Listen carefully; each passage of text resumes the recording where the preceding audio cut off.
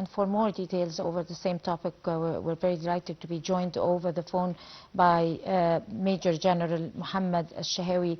Good morning, General Shahawy. Good morning, Dina, and it's such an honor, a privilege, and a pleasure to be with you in this program. It's a great pleasure for me to have you, Major Shahawy. Speaking about the situation, assessing situation, every day is a different assessment according to the truths that are unfold every morning. What is the significance of Donald Trump's probably retreating from the escalation for the second time in 2 weeks and giving the negotiations another chance, probably a rethought again? What does that signify? Does that signify good news, or it's another maneuver? Well, I think the significance of the second escalations comes after a period which all parties are suffering from this war, meaning there is a balance called the balance of exhaustion, and there is also a positive ambiguity, as there is an American blockade on the Strait of Hormuz and the Iranian ports.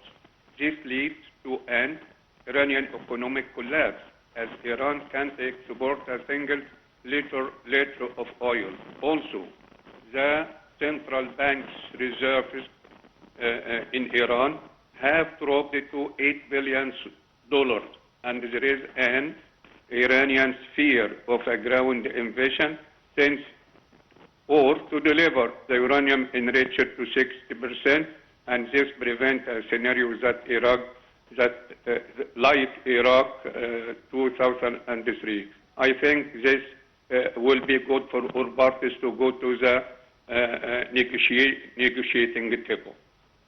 So does this decision reflect probably a real desire to end the conflict, or is it a negotiating tactic to gain more time? I mean, do we sense this time that President Donald Trump is really reconsidering the whole calculation of this process again, and have had a good wide of scope of recognition of the situation?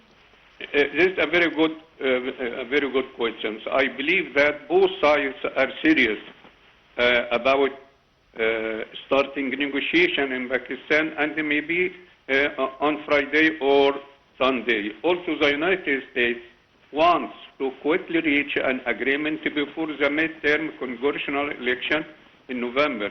In addition to that, there is inflation in oil and gas prices.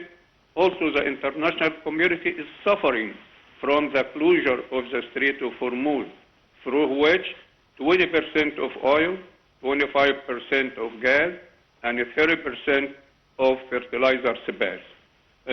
For that reason, the Iranian side is also suffering economically and wants the lifting embargo on frozen assets.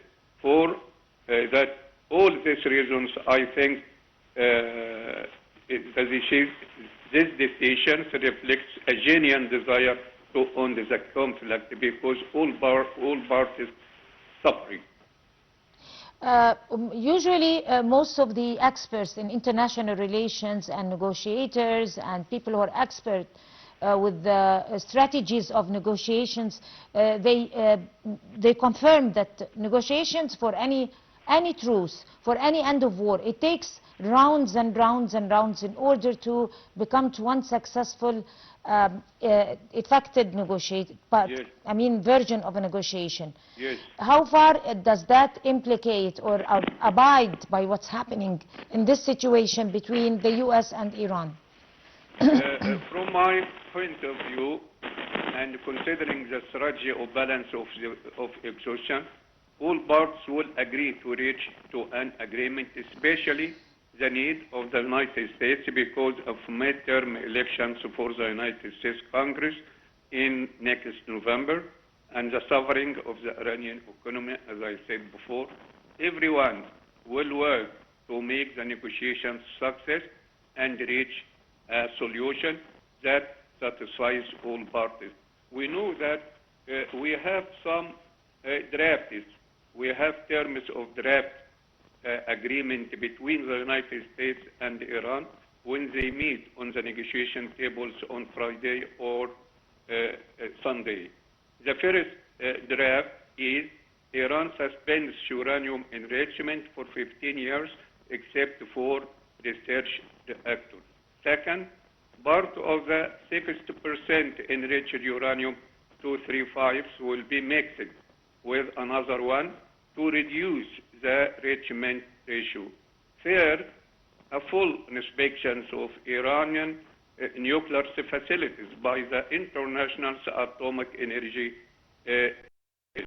and on the other hand, the United States will give some incentives to Iran. First one, gradual easing of sanctions and release some of the frozen assets which reaches to maybe $20 billion. Second, the United States is bound and said that there is no aggression, and this is under the Security Council's resolution.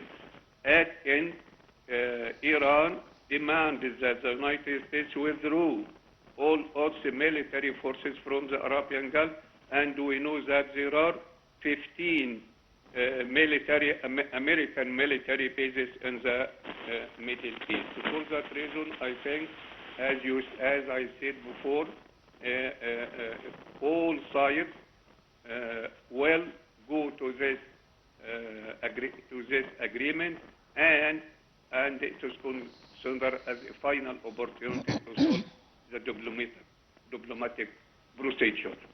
It's very true that in order to reach to an agreement, and a fair one, but here we're not talking about a fair one. In order to reach an agreement, you have to be able to be giving up on some ends. I guess. Can you repeat this question, please? Right. I guess there is some distortion in. I can hardly hear you, General Shahawy. Very good. Hello. If you can you please repeat? Well, I can hardly hear you, Major General Mohamed Shahawy. Thank you so much for giving us this valuable input here for the breakfast show. We're going to go to a short break and we'll come to continue the show, so stay with us.